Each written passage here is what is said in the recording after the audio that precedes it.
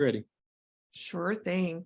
So happy Tuesday, everyone. I'm Paula Talley, the Executive Director of Program Development at Achieving the Dream, and I am thrilled to welcome you to this network webinar, Paving New Roads, Increasing Enrollment and Expanding Opportunities for Social and Economic Mobility.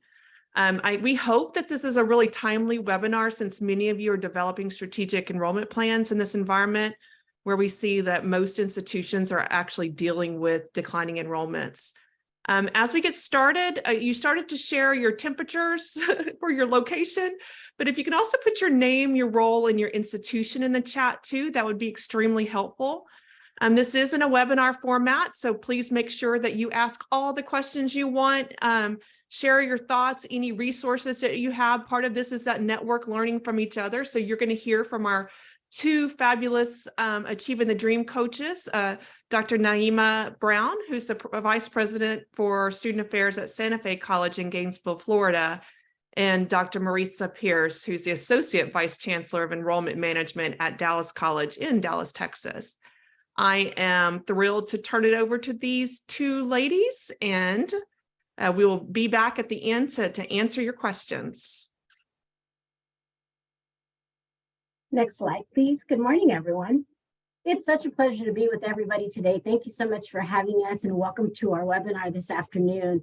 I'm excited to co-present with my colleague, Dr. Brown, and thank you, Paula, for introducing us. I'd like to share with you all today's core objectives. What we'll be discussing and looking at is conversations related to our disconnected populations, strategies for enrollment management, and equitable processes as it relates to strategic enrollment management, or for those of us who are in strategic enrollment management, we often refer to it as SEM.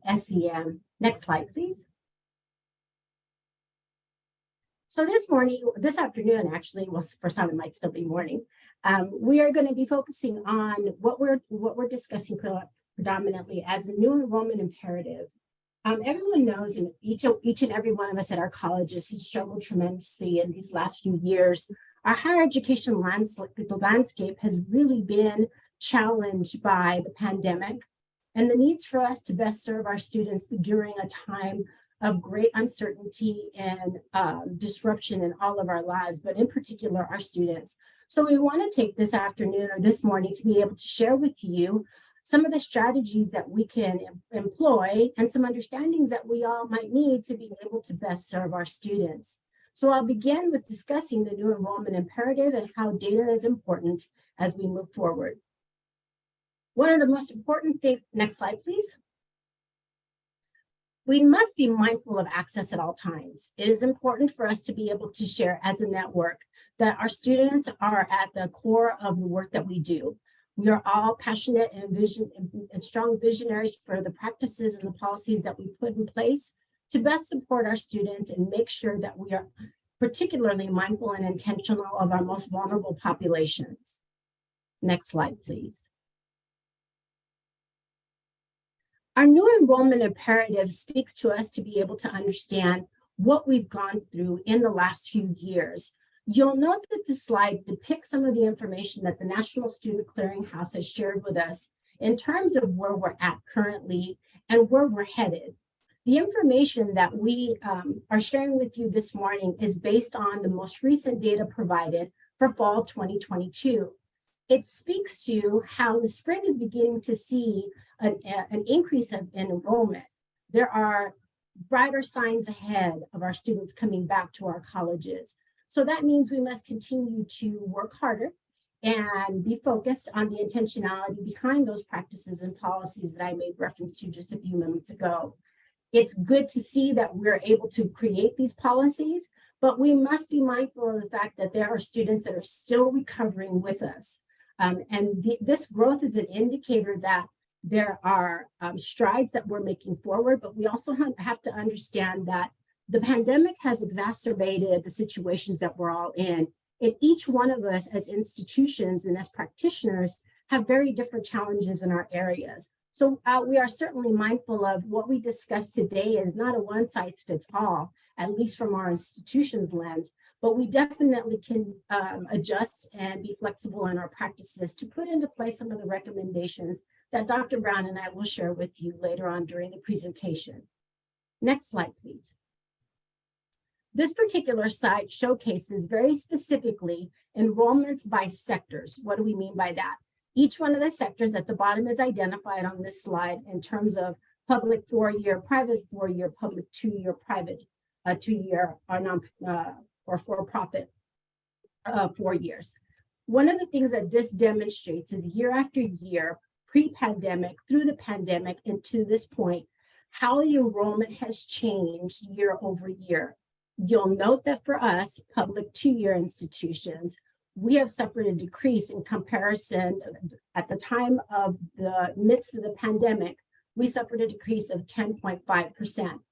That's an overall percentage in which we've all needed to grow from nationally, the national lens. Again, each one of our institutions is likely suffered in double digits, and we're having to recover multiple years of our vanishing students to this point.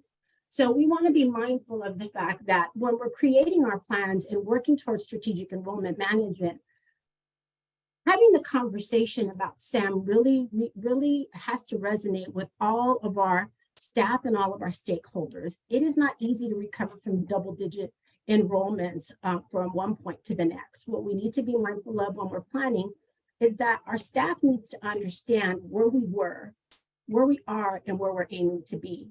But we must prioritize those goals with reasonable objectives and goals as we begin to climb out of the deficit that we might be in as it relates to enrollment numbers. But it is our charge as leaders to make sure that we're mindful of those numbers, but we also need to be mindful of the hard work that needs to go into that and be mindful of our staff and the overwhelming demands that may come to our staff. So if we present our why, then we get our staff to understand how we can come into this new enrollment imperative and continue to grow in support of our students and equally in support of our staff. Next slide, please. Good afternoon. Go ahead, Dr. Brown. In line with the new enrollment imperative that Marisa just introduced, ATD wants to help post-secondary institutions move from simply opening doors for students to actively ushering students in those doors. And the end goal is to expand opportunities for social and economic mobility. Ushering students in requires institutions to meet community members where they are, engage community members on their terms, and design service specifically for the success of those local community members. Next slide, please. Here, we offer a more inclusive definition of disconnected populations. The traditional view when we talk about disconnected populations has been those 16 to 24-year-olds who are not in school and not working. And they really make up 5 million people across the nation.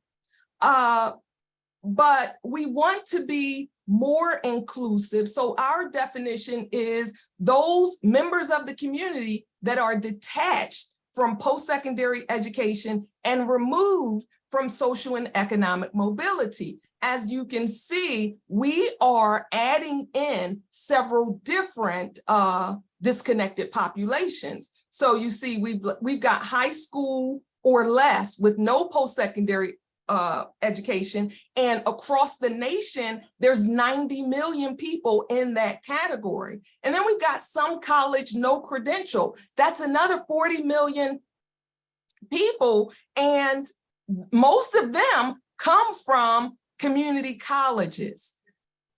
Then you've got your justice impacted. These are the people who have had some experience with the criminal justice system, arrested, convicted, sentenced, currently serving time, already served time. And they're facing various barriers. One of the significant ones is lacking access to financial aid. And this differs by state. Some states allow it, some states don't, but there are social and cultural barriers that this population faces, in addition to the barriers that we put up in our institutions. And then we've got immigrants, refugees, and migrant workers. This is 17% of the American workforce, and we know that English is not typically the first language. So in addition to these groups, we have workers transitioning to new and different jobs. That's 17 million more people. Often this group needs specific skills. So they want short-term workforce focused programs. And finally, poverty low-income households, a whopping 38 million people, or 11.6% of the US population are in poverty. And so we want to focus on these groups, expanding disconnected populations. Next slide, please. And why focus on disconnected populations? First of all, turning the focus on disconnected and disengaged populations will help improve college enrollment and transform local communities, because we're expanding opportunities for social and economic mobility. Also, community colleges have been tasked with providing access to every member of the public who wants to realize the benefits of higher education. And finally, individuals who have been disconnected from employment and educational opportunities. These are the people who stand to benefit significantly from community colleges, from our programs, what we offer, and these are the ones that often remain excluded. Next slide, please. We're aware of what the national landscape looks like as relates to disconnected populations, but what's more important for each institution is to gain an understanding of what the local landscape looks like with regards to disconnected populations. We want to engage you, and we have a poll opening up. We'd like to hear from you on which disconnected population you're most interested in learning about. Most, and we know some of you are saying all. So just select and let us know.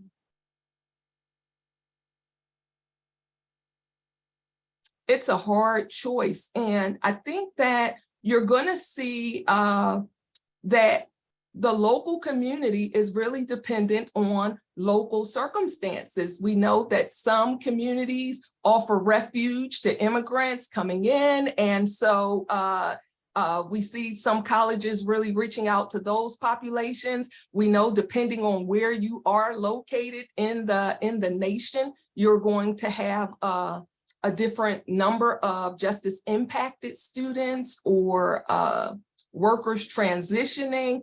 We all have our share of the some college, no credential. How's the poll looking, Ryan? Is looking great. We'll give it just a second more for anyone else. We've got 72% of our participants having completed it.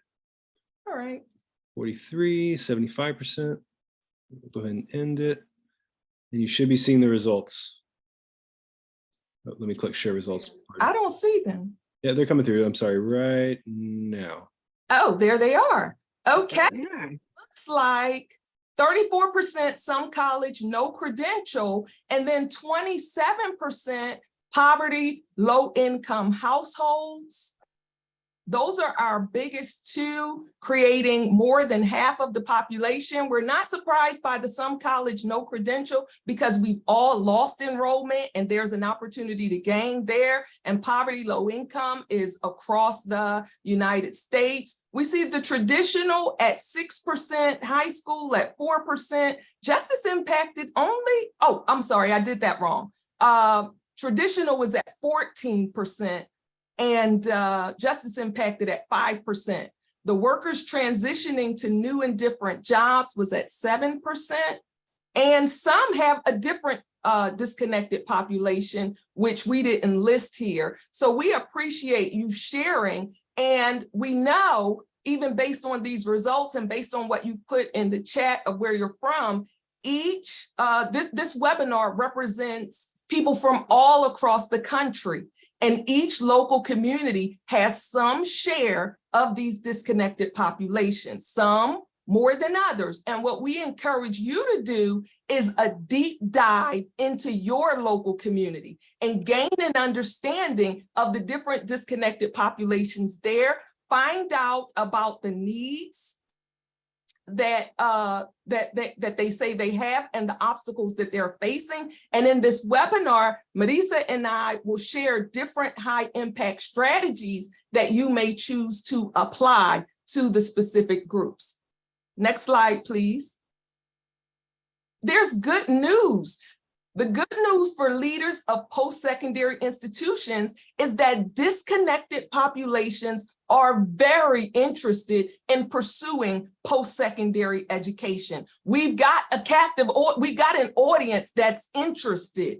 44% of adults who are not currently enrolled in higher education are considering enrolling. There's appetite out there. And 85% of those who stopped out during the pandemic are considering re-enrolling. They want to come back. This includes a significant number of Black, multiracial, and Hispanic students. With such significant levels of motivation by potential students to enroll, it is imperative that we explore different ways to usher them in. So now I turn it over to Marisa for principles. Thank you so much again, Dr. Brown. So strategic enrollment management. What's our lens in today's landscape for strategic enrollment management?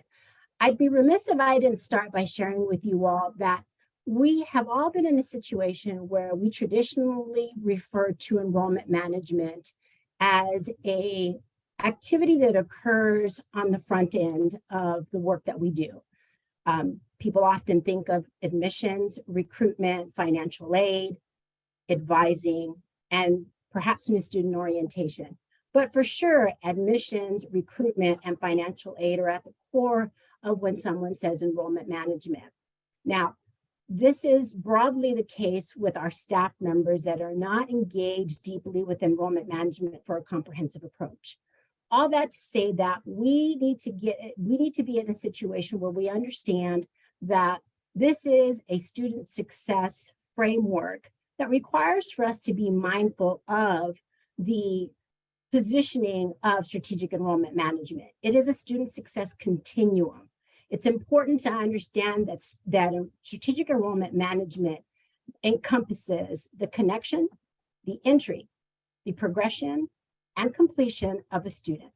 So I want you all to keep in mind that as we're moving forward and discussing strategic enrollment management, that we take a broad approach. The definition of strategic enrollment management differs from institution to institution. Before you is one definition of strategic enrollment management, but in the end, it's a comprehensive process that allows an institution to achieve its overall mission, vision, priorities, and goals in alignment with, and this is important, in alignment with the strategic plan of the institution in and of itself.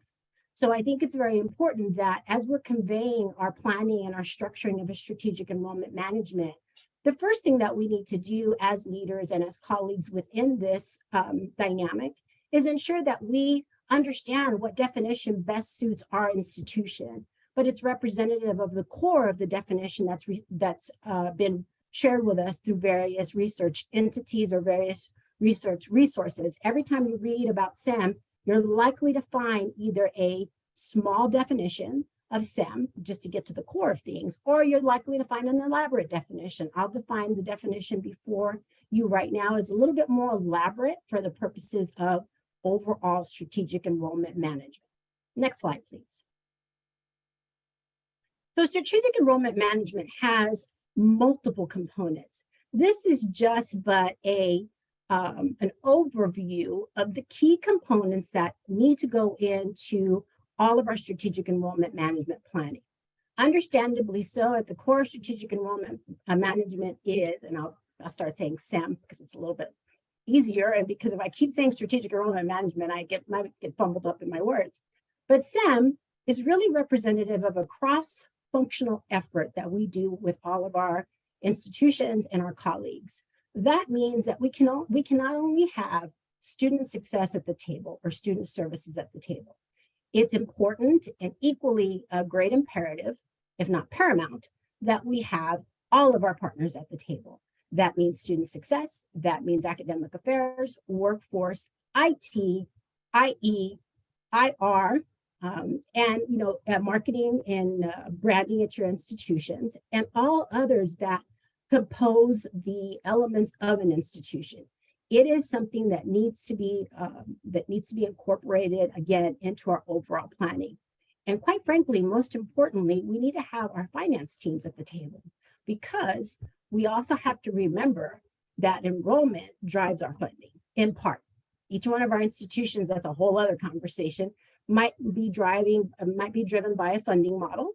And the funding model in and of itself is very different for each state. So we have to be mindful at least just a little bit about the finance implications as it relates to enrollment management. All that to say that as you move your SEM plans forward, again, you must be mindful of the holistic approach it has to take, the strategies and practice that one may need to be able to put into place. It's all contingent on your resources, because I realize that resources are limited. And then again, as I related earlier, the collaborative efforts that come into being able to shore up an effective strategic enrollment management plan and effective strategic enrollment management collaborations across the institution. Next slide, please.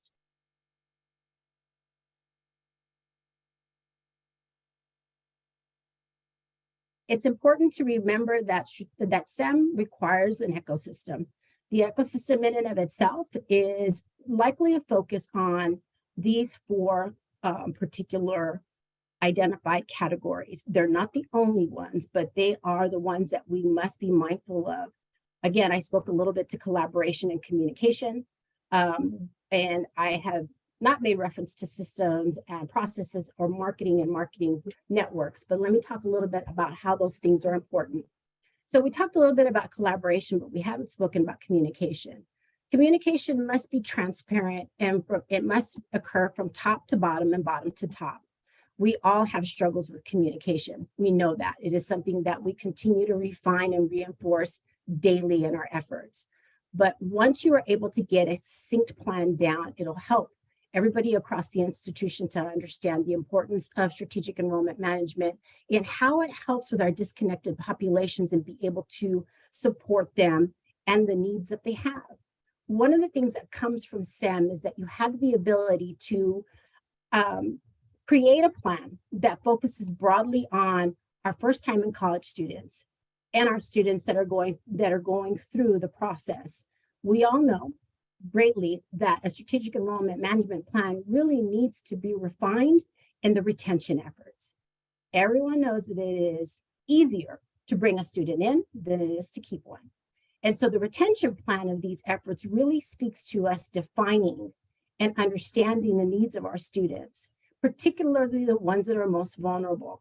Our disconnected populations in this time and at this juncture, and in this world that we are in, and the things that we've experienced and the challenges that our students have experienced, requires for us to remove the institutional barriers that we might have to create better processes for our students. I'll talk a little bit more about that in a bit.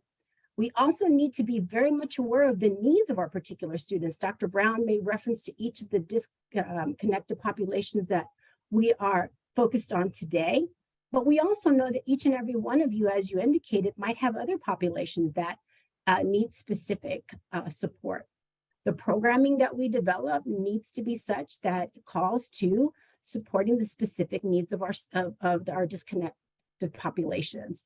I think about the justice impacted students and how they have been affected, and how we can continue to grow programs, and we can continue to be mindful of their specific challenges that they have that are unlike anybody else's. And that holds true for our adult learners as well. Our adult learners are a population that needs specific support systems. And again, I'll talk a little bit more about that later. But it is all contingent on us being able to be effective in our communication and be effective in our marketing and branding of our institutions that engages our students so they have a sense of belonging. So when creating your plans and when executing your enrollment management efforts, make sure that that's at the core of what we do and how we move forward. Next slide, please. I've talked a little bit about how this piece is important. Sam and our equity imperative. For those of us that have practiced this over and over throughout the course of our pathways journey, many of us, if not all of us, have been on a pathways journey for at least a decade now, somehow, some way. And we have worked diligently to ensure that we have created our loss momentum framework, in which I share with you today. This is a great illustration from one of our colleague institutions that does an excellent job of really putting front and center the equity imperative as a part of their enrollment plan. They discuss it and being mindful of how, again, that student success continuing must be in place within your plan. If it's not in place, it's missing. It's like creating a puzzle. You can't have a puzzle completed unless all the pieces are there, right? And this is the imperative that we must be mindful of as it relates to our disconnected students. All of our students fall somewhere in this journey, and we must be mindful of how do we meet our students' needs dependent on the journey that they're on. Some of our students might be first-time in college students that are not necessarily straight out of high school. They're coming back to us having not ever gone to college, so their connection to our institution is going to be very different. And their journey across that loss momentum framework is going to be different all the way through, because they're adult learners, likely, on a different path and in a different journey. Someone said earlier, I caught in the chat, that maybe not everybody needs a credential. That's absolutely right. But how do we go about serving our students when we think about it from that lens? Are there certificates? Are there smaller programs that we're offering? Are there micro credentials that we can offer? Because it becomes about time and flexibility, but that's another story. Equally important is understanding that we maintain our equity mindedness. Achieving the Dream does an excellent job. We do an excellent job of ensuring that all of these things stay at front and center when we're creating our programming for our disconnected populations. And while I won't read over this or go too much into detail, I will just remind everybody to make sure that these are positions that we take as we're planning our program and practices for our students, for all students, but again, those particularly most vulnerable and with greatest need. Next slide, please. Dr. Brown? Thank you, Dr. Pierce.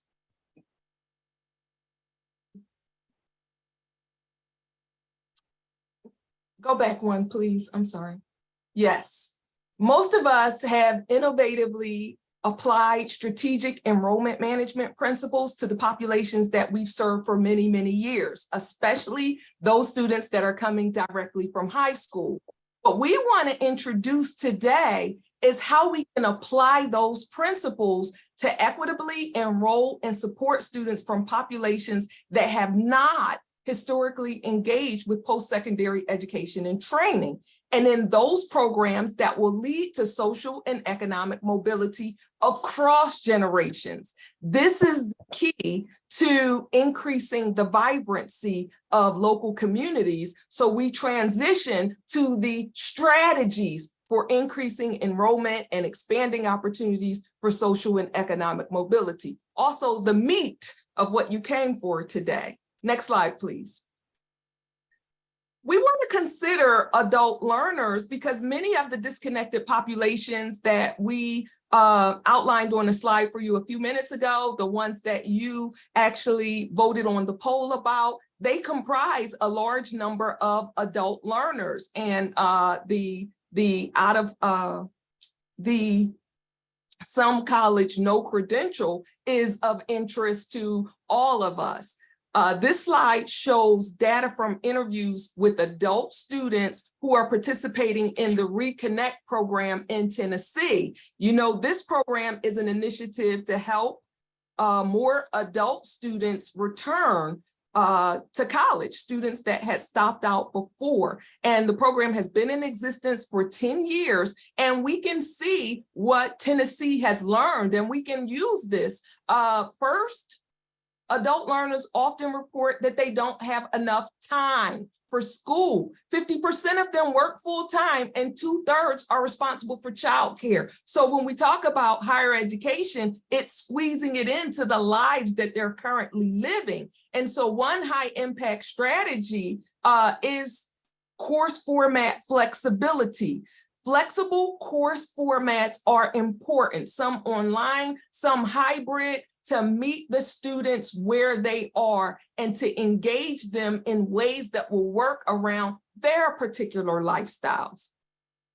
Second, adult learners say there's not enough help. They recognize they need help, but they rarely use advising and often don't know who to turn to for guidance. And so Tennessee is informing us from their research with students that nudges and faculty outreach are effective. They saw a 15% increase in persistence. The nudges and faculty outreach actually say, I'm here for you, you're not alone, there's help available. And also course-focused success coaching can assist students and it can be embedded in the course. So it's right there. You don't have to go any further. We're introducing and again, meeting students where they are. They're perceiving not enough help. So we've got to do what we can to wrap help around them. And then third, they say there's not enough resources. 1/3 of the adult learners say that there's a challenge in balancing work and children. And so you've got work, you've got kids, and you've got school, and achieving that balance. It's not, many of us know it's not an easy task. And so scheduling clarity, convenient classes, and advising times certainly would help. And finally, adult learners report not having enough clarity.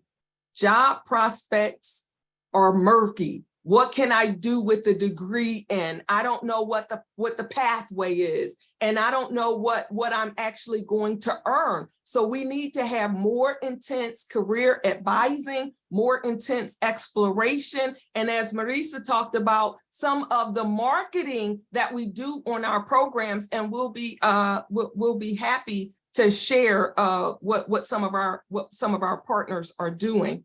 And so what this slide shows is that it's important, like Tennessee did, to get an understanding of the obstacles that students are facing and then address them. Sometimes we think of well, they're probably facing this, but actually interviewing, talking with, understanding our students and potential students is the way to go to reach them. Then we apply the appropriate strategies. Back to you, Dr. Pierce, to talk about some of those high impact strategies. Thank you, Dr. Brown. And I'd like to add just a little other recommendation. It's not originally part of the script. This is one of those impromptu moments because it lends itself. I'd like to also add to Dr. Brown's comments as a continued part of the conversation of adult learners. Be mindful, and I shared this once before for some of you that might have been in a prior conversation. In order to support our faculty, we also need to think about the difference between pedagogy and andragogy. Those of you who know the definition of andragogy, of course, centers on the needs for adult learners. It's a strategy, and the reason I bring it up is something that I've incorporated with our recruitment team. It's been very good for them to understand that theory and be able to incorporate into practice. So that's just a little nugget that I'm kind of segueing that conversation in and supporting my friend and colleague, Dr. Brown. So let's talk about high impact practices and strategies. We'll stay on this slide. Thank you, Ryan. The high impact strategies that we have before you, we've chosen just a few. Certainly they are not the only ones, but they are the ones that we thought were going to be instrumental in discussing today. We know about how it's been important to remove institutional barriers for all of our students. And again, more importantly, for the students that have the most need. And I keep reiterating that phrase because it is important. There is a substantial difference. For some, it is much easier than others to transition into college, and we all know that. So this being the case, one of the philosophies that we must adapt as staff and as leaders is that we no longer need to, if we were doing this, in some cases, wait for our students to come to us. We need to be able to bring them in, as we allude to here on the slide, usher our students in. So that requires for us to understand that we need to be mindful of our practices, be mindful of our processes, take a good look and assess what is it that we're doing that within our own institutions we're creating barriers. We had a unique opportunity as it stands with having to make substantial adjustments during the pandemic and really pivot quickly. I know that word is overused, so I apologize. I couldn't think of a better one. But make those quick changes and adjustments throughout the pandemic to move everything virtually. That required a heavy lift from all of us. And it pushed us to examine at that point our processes and practices as related to enrolling our students and retaining our students. But we also were incredibly mindful at that time of the sensitivity of the journey that was taking place or that was not taking place as it related to connecting with our students. We were losing a lot of our students and for a very difficult and tragic reason. So our messaging needed to be a sense of, it needed to cultivate that sense of that culture of care, that sense of belonging. I'm sorry, I try to merge those two words together. That's not working. But we also needed to be mindful of what our students' needs were. So as an institution, we know that we had some federal support as it related to funding during the pandemic that allowed for us to support our students. But what do we do next? What do we do next to sustain some of those efforts, realizing again that our resources are limited and supports may not necessarily always be there. So we had to take a look at our practices and policies and start identifying areas of greatest need and shaping those accordingly. One of the core areas Dr. Brown has alluded to that we all know that has an imperative is financial aid. The cost of attendance is perhaps one of the biggest ones that we must look at and refine and figure out. How do we go about supporting the resources that our student needs as it relates to finances? How do we go about moving beyond financial aid? Our scholarships that are out there, our foundational resources that are out there, those of you who might use the words enterprise funding, things of those nature. How do we create those spaces to help our students? Next slide, please. Additionally, student supports. One of the things that has really resonated with all of us is focusing on student basic needs and wellness.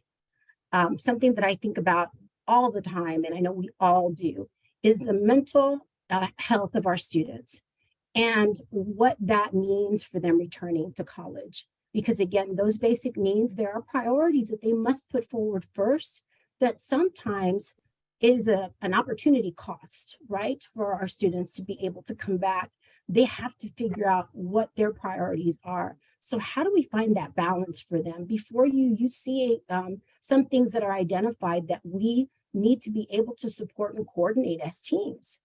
Some of us have created we've gone through institutional transformation. I'll explain that in a minute, to where we've been able to create the structures that we need, that our student needs, for our student needs to be met. We've been able to create the holistic and integrated wraparound services that are needed to support our students during these times and moving forward. So these are just some of those strategies that are available to us.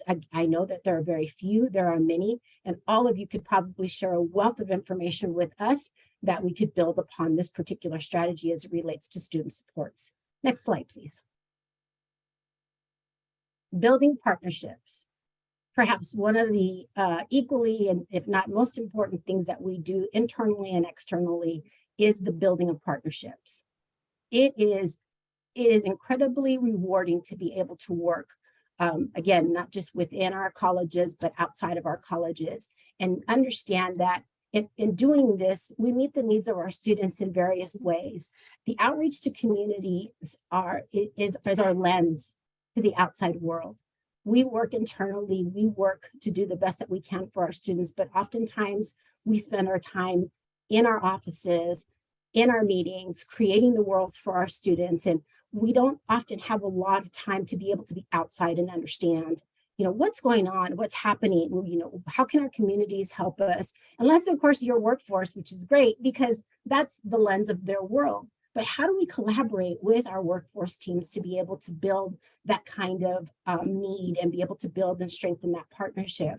How do we learn more about what's happening in our communities with our partners in business and industry, with our community centers, with our adult education learning centers that go above and beyond and outside of our doors? So the other side of it too is working closely together in terms of what our data tells us. What does our data tell us about our students? It makes me think about some of the practices that we've put forward. Some of the most successful practices have been with taking a look at a zip code analysis and understanding which zip codes are the most impacted, have been the most impacted going through the things that we've experienced to this point. So that's been a key practice that we've been able to input that I think is just one of so many that we can consider and we can employ moving forward. Next slide, please. For those of you who are not familiar with Dallas College and have not heard this before, some of you might. I don't know how many are on the call and how many have connected to Dallas College team members, and whether it's locally or regionally or nationally. But what Dallas College has done this really resonates with the high impact practices that I've just shared with you. We've had an opportunity, and we are, and I say humbly with a great degree of respect, a case study in and of ourselves, because we went through a single accreditation, 7 separate colleges merging into one. We all got married and moved forward. And that occurred during the pandemic, something that not too many people have done or will do over the course of at least our lifetime. It is a really challenging and daunting experience to do those things. It is an enormous lift, but you see that I say that to you smiling today. It hasn't come without its challenges. It is something that we worked very hard to do. It created what we call the learner care model within student success. As you see before you, it is modeled after the healthcare model that individuals have. Basically, what it speaks to is that you have your primary care physician. In this case, it would be our success coaches. We have been able to, it's taken some time, match our students one-to-one with a success coach. We currently have over about 275 success coaches secured. And again, I say that, and I know that there's going to be some ahs and oohs within the audience listening. Again, this is an institution that serves 100,000 plus students. So the number of staff really matches the needs of this particular population and the number of students that we serve. So it's developed with that mindset. If you take a look, what you're seeing here is it speaks greatly to that student-centric approach. It talks about things that we've already shared, that I've already shared, collaboration, partnerships, wraparound student supports, being very intentional about what we are doing and focusing with our students. What this has allowed us to do is it has allowed us to create about, 5 separate areas that have basically yielded these results. We really were mindful of addressing our pain points, but addressing our pain points to benefit our students.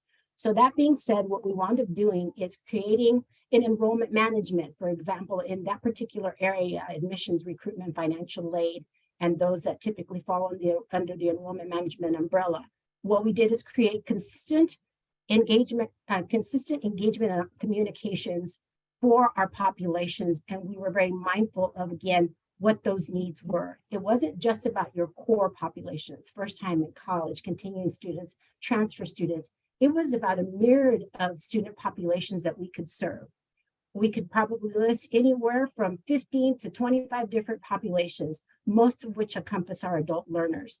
So enrollment management was looking for that streamlined approach to bring you in that consistency. For student success, it's a case management approach. Again, I've already shared with you that we were fortunate to be able to create a large staff base of success coaches to serve one-to-one our students, and make sure that those success coaches kept with our students and through their journey. In our student wellness and supports area, that's that holistic integrated approach that made sure that all of our students had what they need to be successful as it related to basic needs. And last but certainly not least, we are uniquely poised to serve our students because we have what most institutions don't necessarily benefit from. We have a research institution that is tied to our strategic analytics institution that's been able to conduct the research and analytics for us to really understand and meet the needs of our students and their specific characteristics, so we know exactly how we have to plan around that.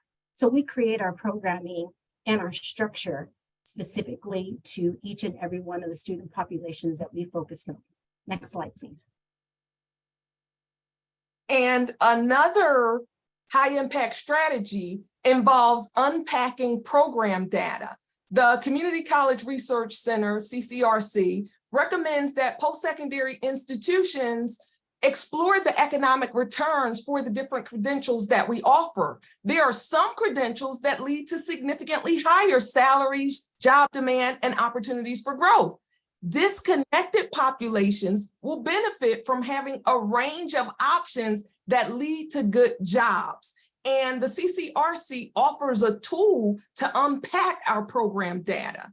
And when we complete the exercises that they offer, our teams would consider what opportunity does each program lead to in terms of further and/or immediate job prospects and earnings. What can you do with this? And which programs lead to greater or lesser opportunities? And which subgroups of students are underrepresented in the higher opportunity programs? Once we've analyzed the data and had these discussions, we can begin to design outreach strategies to meet the needs of the local communities. Lorain Community College in Ohio is a great example of marketing opportunity, not marketing the college, but the opportunity. And through their outreach, the message is, here are the hot jobs in our area now and over the next couple of years. These are the things that you can go into. And if you're interested in these jobs, you need this particular credential. And if you're interested in earning this credential, we offer it. And here's how to apply, and here's support through the process. And that is how we can improve economic and social mobility through program data analysis. Next slide, please.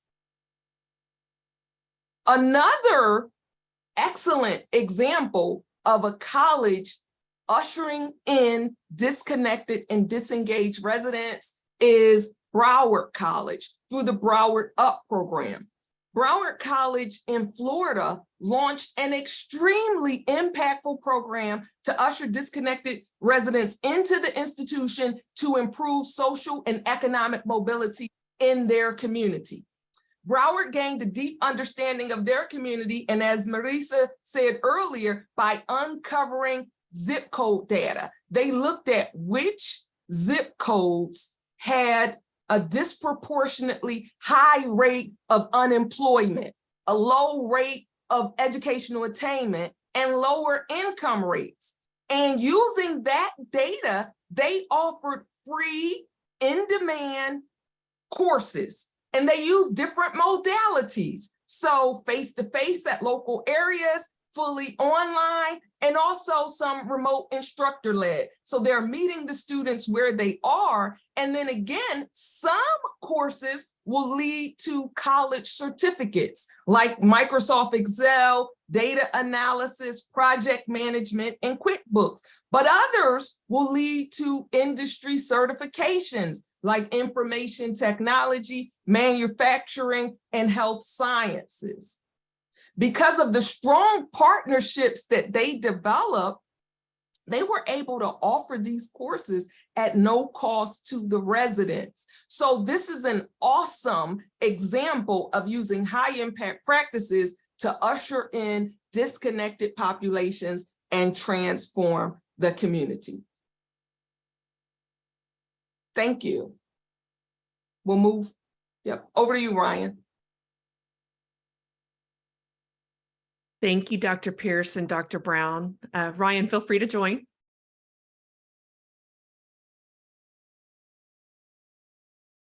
Thank you so much. So we've had 2 questions come in so far. Our first was from earlier on when we were talking about collaboration as we're working with STEM or strategic enrollment management. And someone really liked the phrase unfettered collaboration, said yes to it, and then said, how do institutions achieve this unfettered state of collaboration?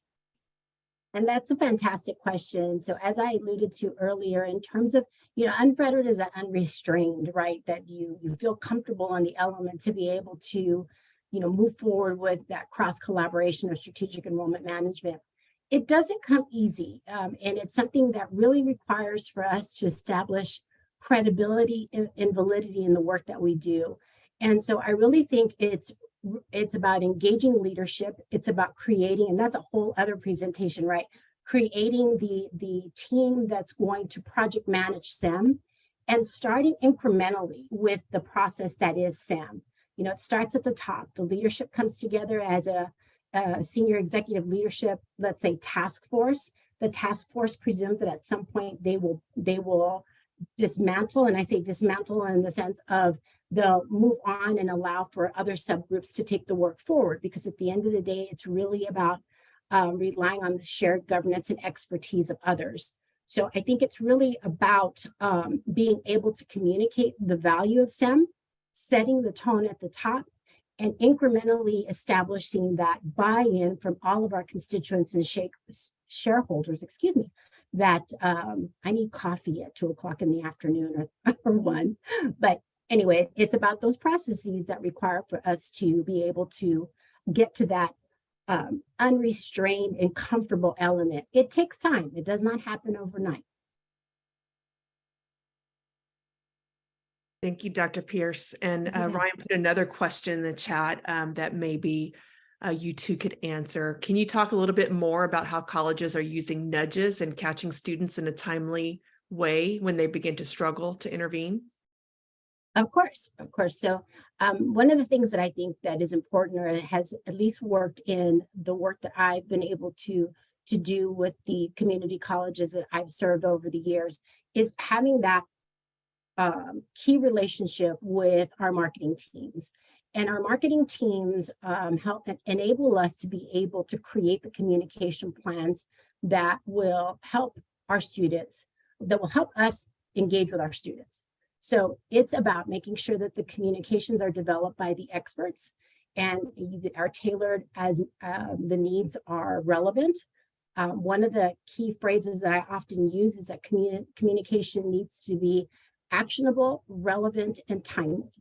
And that basically means that you have communications that are done specific to the needs of the student and where they're at. It could be a recruitment phase, it could be a retention phase, or it could be completion. So that requires for us, in answer to your question, to work closely with marketing and developing those communications, working with them to be able to help us brand effectively and to structure our communications. Because while we might be the content experts, we might not necessarily be communications experts when it comes to the written word and how it should sound. So that's one collaboration. The other collaboration that we need to be mindful of too, and perhaps equally important as it relates to the lens that we work in and the landscape that we work in this day and age, is technology. All of us may not be able to utilize this resource, but there are other options out there and other vendors that could break it apart, and you'll understand when I get to this point. It's the CRM. If you have the benefit of having a CRM, such as Salesforce, Slate, Microsoft, there's any number of other CRMs that are out there, your customer relations management tools will allow you to plan effectively for communications. Now, while they're not the only ones that are out there, they allow you to build a case management and a communications cadence that will support all of the elements that I spoke to.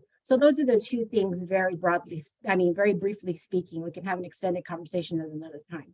Thanks for the question.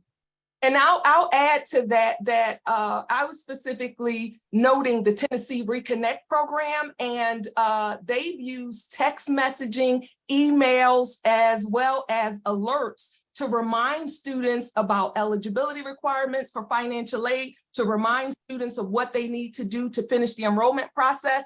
And we see that at Nashville State, the proportion of participants who reapplied and persistent rose from 38 to 53% with the nudges. And at Pellissippi, persistence rose from 47% to 53%. So you can see that engagement, that type of reach out, somebody's reminding me, they're showing me that they're there for me, that I'm not alone. And Delaware has also been involved in using nudges to improve enrollment. And it definitely lets students know this is your next step and this is where you can go for help. These are resources that are here for you. So let me put a little bow on that just real quick, Dr. Brown, because you just made me think of something else that I think it's important. A communication plan must be put into place well in advance. We've all been caught in that situation where we're reacting because we didn't have a plan in place. So we know the cadence that we need, particularly for registration. So once that communication plan is put into place collaboratively with the resources that I spoke to, start executing that plan and building it. It becomes like your syllabus for communication. That way, each term, it's a seamless approach, and you're just adjusting according to that term and according to the need. Thank you, Dr. And let me come back too, because I reread the question and I see it it said when students were struggling, although we were talking about the entry, when students are struggling, and there are some colleges that have faculty members actually report behavior of students before the test, 2 weeks into the semester, who's coming late, who's not doing assignments, who's just being disengaged in class. And when the faculty members put that in, then there are academic coaches and advisors who will reach out to the student. Hey, what's going on? You missed class, you were late for class, you didn't turn in your assignment. What's going on? Is your car broke down? Is the bus not, what kind of way can we help you as nudges before they ever show an actual test result? Excellent point. Thank you both. So Ryan, we'll turn it over to you. Thank you so much, Paul. And thank you, Paul, and thank you to both of our presenters as well. As we're wrapping up today, we just wanted to offer one quick reminder for today's webinar. We have recorded this and we'll be sending out a PDF of the PowerPoint, and then also including the recording of today's webinar in a follow-up email. So be on the lookout for that. The other thing that we would like to share with you, and I'm dropping a link into the chat for it, is that on May 11th of this year, we're going to be holding a virtual convening titled the Adult Learner Success Summit. Really exciting programming in the works. That's going to be running from 11:15 a.m. until 5 p.m. Eastern. We hope that you will join us for that if you're available to do so. We are able to offer this at no cost to you thanks to generous funding from the ECMC Foundation, which is supporting this event, but this is free for all ATD network colleges. If you are not currently a part of ATD, we also have the opportunity for you to join at a very small reduced cost as well. So really look forward to you joining us for that if you're able to do so. But thank you for being here. For those of you who have attended all 4 or many of our network engagement webinars this year, we really appreciate your engagement. Thank you so much for participating with us, and we will get this recording out to you very soon. Thanks, everybody. And thank you especially Dr. Brown and Dr. Pierce. Have a great day. Thank you. Thank you. Bye. Take care, everybody. Bye-bye.